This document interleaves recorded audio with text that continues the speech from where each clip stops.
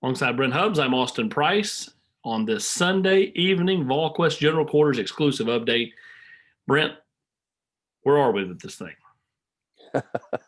Well, I think the first thing people have to understand, Austin, and this is not a criticism of Danny White, and this is not making an excuse in any way, shape, or form, but this is the first coaching search that Tennessee's had where the person making the decision, people have known that person for 3 days, 2 days, and have never really met him. I mean, I've met Danny White in passing and said hello to him after the press conference on Thursday, and outside of that, um, that's really it. That's the only conversation that has taken place. I think that was Thursday. Was it Thursday or Friday? It was Thursday. I think it was Thursday. But all the other searches, when Philip Fulmer, even though it was a short search, you covered Philip for years. You knew people who knew Philip, and you knew kind of his tendencies and what he liked and what he was looking for. And at this point with Danny White, I think a lot of people are just trying to piece and put some things together, and he's hard to get a playbook on because he's hired coaches out of retirement, basically, or whose career was thought to be washed up, like Johnny Dawkins. He's hired a D3 football coach. He's hired a high school basketball coach, essentially, to be the coach at Buffalo, who's now at Alabama.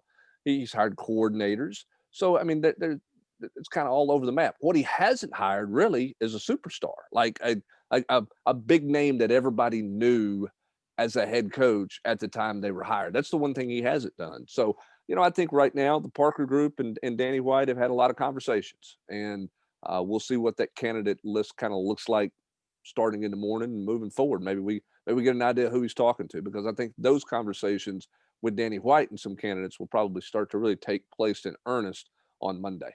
To correct you and to correct myself, it was actually Friday that you were okay. in the room. I can't remember. Right. I can't remember what day anything is.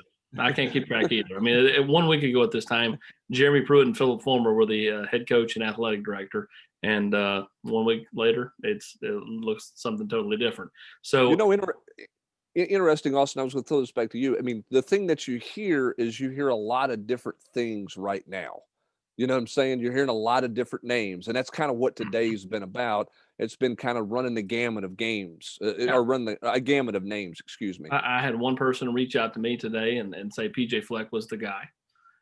And a few hours later, I had one person reach out to me, and these are all people, sources within college football, say that they had heard Mike Norvell's name thrown around. I don't believe Norvell, but at least that's a name that was at least tossed out to me on this Sunday night. So, I mean, the names are kind of everywhere. You look at the general's quarters between when we went and taped the locker room at Channel 8 Hubs and we drove home, it went from Tony Elliott's job to have on the general's quarters to now, James Franklin is has ascended, and there's a guy that knows a guy that goes in the guy on Twitter.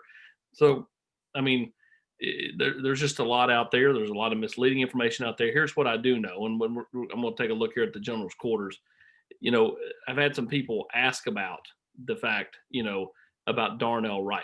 When you look at, Tennessee situation right now, Brent, they've got some guys in the portal. Are they going to get some of them back? We'll see. I think Keyshawn Lawrence is a possibility to come back, but I've also heard Miami, who is a finalist for him, and Oklahoma as two teams to watch for Keyshawn Lawrence. With Darnell Wright, everybody has continued to insist to me that he plans on going through spring practice and then evaluate after that, which I think is the right way to go about this, because it's so late with so many of the drop ads already having taken place around college football. There's only a handful of schools that you could still transfer to and do a drop ad and be good for spring semester. So going through spring semester sounds correct. He tweeted tonight that he plans on announcing his college decision coming up, tomorrow for next year. I think he's going to announce Tennessee. I think he's going to class in Knoxville tomorrow. Could I be wrong? Sure, I could. I've been wrong before on things. I'll be wrong again someday. But I think that as right now and talking to people, it just makes sense that he would be back at Tennessee for the spring semester, which I think he'll go to class tomorrow. Henry's not yet has not yet went to class, Brent. He's a guy that I think is still very much up in the air. I think there was some traction with Georgia at one point, but I think their drop ads happened. Alabama makes some sense, probably makes the most sense out of anybody. Yeah, and I think, what's interesting is the timing. As you mentioned, the drop ad deadline for schools around the country. Some of those are fastly approaching. Some of those have already come and gone, and that's limiting some guys' opportunities somewhere. You still don't have the one-time transfer rule completely set in stone as to what that's going to look like.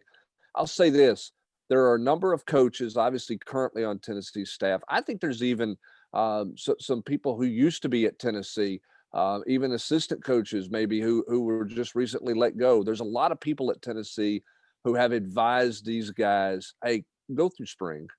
Don't make a rush decision here in 2 days or 3 days before a drop ad deadline. Go to class, go to the spring semester, give the new guy a shot if you want to, but get your hind end in class and get your academics taken care of so that you have all the options that you want to have come May and the end of the spring semester. We'll see how many of those guys go through with that and don't go through that. The other thing too, Tennessee's drop ad deadline, I think, is Wednesday. So That does was Tennessee Tuesday, have the a 26th. okay? It's Tuesday afternoon or Wednesday morning. So does Tennessee have a coach in place, in front of these guys to let them meet their new coach? And does that even matter at this point because you're up against the drop ad deadline the way you are? I don't know that it does. So I understand these guys. They're in a bad spot. They don't have a lot of answers to things. It's hard to be patient. People don't want to be patient. I just don't know how, I think some people are worried that guys are making some hasty decisions, if you will. And so we'll see how many of these guys go through it or don't go through it. Well, I think they are, presumably making some hasty decisions, especially unless you've already got somebody lined up. Like Wanye, before he ever went in the portal, Oklahoma was lined up. I don't know why he had to go to put out a top 30 and all that stuff, whatever. But I mean, then he called Tennessee late last week and wanted to look at potentially coming back before doing another 180 and heading off, into the portal, into Oklahoma. So, I think that, for Tennessee, at this point, it is what it is. If they get some of these back, great. If not, the new coach will move on without them, and he'll know no better because he didn't have any of these kids on his team, a year ago anyways. Back to the coaching search as we wrap up. The one thing I continue to believe is that Tony Elliott is very much a factor. Is he the main guy? I can't say that. I don't know that, but I do believe that he is a factor in this coaching search, one way or the other. Yeah, I do too. I mean, that's the one consistent name you've heard all the way through this process. And talking to as many people as you can, you continue to hear that name as one that Danny White likes and has liked for a while. I don't know that he's the front runner. I don't know that he's the leading candidate.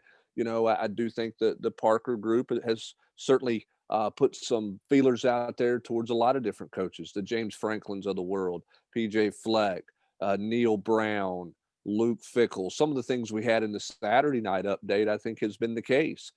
Today, that's to my understanding that Danny White's family flew back to Orlando because they got to go to school tomorrow. So Tennessee got them back down there. But Danny White is going to work and is going to work on the Tennessee coaching search. Has worked it today and is certainly going to work on it tomorrow. I think Kevin Steele's probably going to get an interview for this job. Or at least a follow-up discussion with Danny White about himself. I think the first discussion that Danny White had with Kevin Steele was simply on Friday to get a lay of the land. Okay, to get a lay of okay, what do we got? What's going on here? Fill me in on what I need to know about this program. I think the next discussion is going to be much more about Kevin Steele, the football coach, and could he or could he not factor in at Tennessee in some way. So I think that's going to take place here sooner rather than later as well. And we'll see how fast that Danny White goes. There's a lot of things too, Austin, and we'll get into this more in the general's quarters, and we'll talk about this some on the Monday night podcast in the chat. Length of contract. I think that's something that's probably coming up in some conversations because look, these guys want security because they don't know what the NCAA is going to be. I mean, whoever you get way down the road with a candidate, I think they're going to want to make sure they've got some real lengthy security here. How long of a contract is Tennessee willing to go with a candidate, with their next football coach? How big of a factor is that? So there's a lot of things out there. I don't think it's been non-existent this weekend in terms of the search work. I do think it feels like it's going to ramp up in earnest, if you will, tomorrow morning and move forward from there. And remember, Kevin Steele did work 1 year with Tony Elliott at Clemson before, Kevin Steele departed out of that program. So they do at least know each other. They've worked together before back, I think, in 2011. So, I'm not sure Kevin still wants to go down that road of being a defensive coordinator for a younger head coach, but there would be a tie there if Elliott got the job. If Elliott does not get the job, who knows where Tennessee goes? Is it James Franklin? I still maintain Danny White's gonna, come out of left field with something here before all said and done. If it's Elliott, that was the guy that was pinpointed first out of any candidate, and that just honestly doesn't make a lot of sense for Danny White, who seems to be one that relishes kind of keeping everybody in the dark. Unless that, unless they've made some calls and they just didn't Yeah, get some of the answers that they wanted to get. I don't know. He said he stood up there at the podium and said, hot boards a lot of times don't have my candidates' names on them because that was code for I'm not telling you guys anything. And hey, he's got a tight circle of people, and it's really tight in a regards to circle of Tennessee one. right now. It's a circle of one at Tennessee, and everybody's scrambling around trying to find a name and trying to figure out something. And chasing down every rumor that you can possibly chase down at this point in Yeah, and time. I think that's the biggest message from us to you guys on the general's quarters is it's not that we don't want to give you guys updates. There's just not a lot out there, and I would rather us be conservative than back and forth with a ton of candidates. I know that's how Brent feels, but I agree with him, and I'm more of the kind of we got to go with something. But it's like you could get twisted around like a pretzel in this coaching search if you really start following everything that's been tossed out there.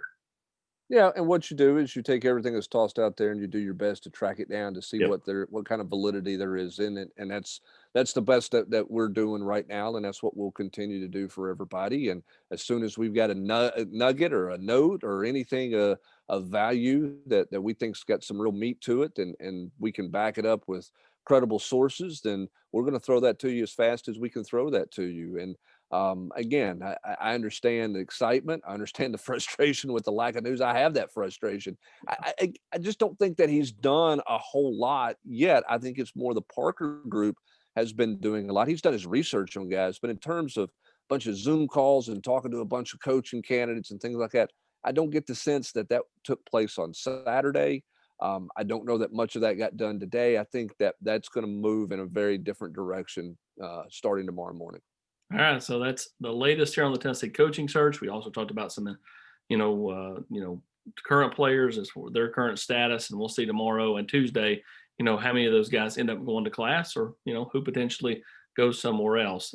But that's kind of where we are on this Sunday night. For Brent Hubbs, I'm Austin Price.